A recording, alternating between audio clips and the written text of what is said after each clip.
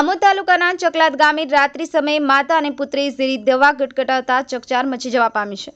ફક્ત 32 વર્ષીય યુવાને નાના બાળકોને મૂકી ઝેરી દવા ગટગટાવતા આમોદ તાલુકાના ચકલાદ ગામમાં સનસનાટી મચી જવા પામી છે।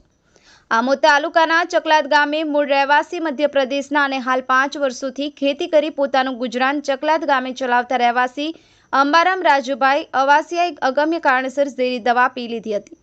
તેની જાણ થતાં જ અંબારામના પિતા રાજુભાઈએ તત્કાલીન તેમની બાઇક ઉપર આમોદ સામૂહિક આરોગ્ય કેન્દ્ર ખાતે લાવતા તેમને મૃત જાહેર કરવામાં આવેલ હતા।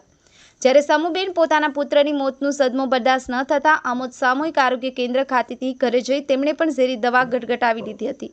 જે અંતર્ગત પુત્રનો આધાર કાર્ડ લેવા માટે ઘરે આવેલ તેમના મિત્રએ ઝેરી દવાની બોટલ અને સમૂહબેનના મોઢામાંથી ફીણ નીકળતા જોઈ તેમને તાત્કાલિક આમોદ સામૂહિક આરોગ્ય કેન્દ્ર લાવતા અને હાજર તબીબે વધુ સારવાર અર્થે જંબુસર હોસ્પિટલ ખસેડવાની સલાહ આપી હતી।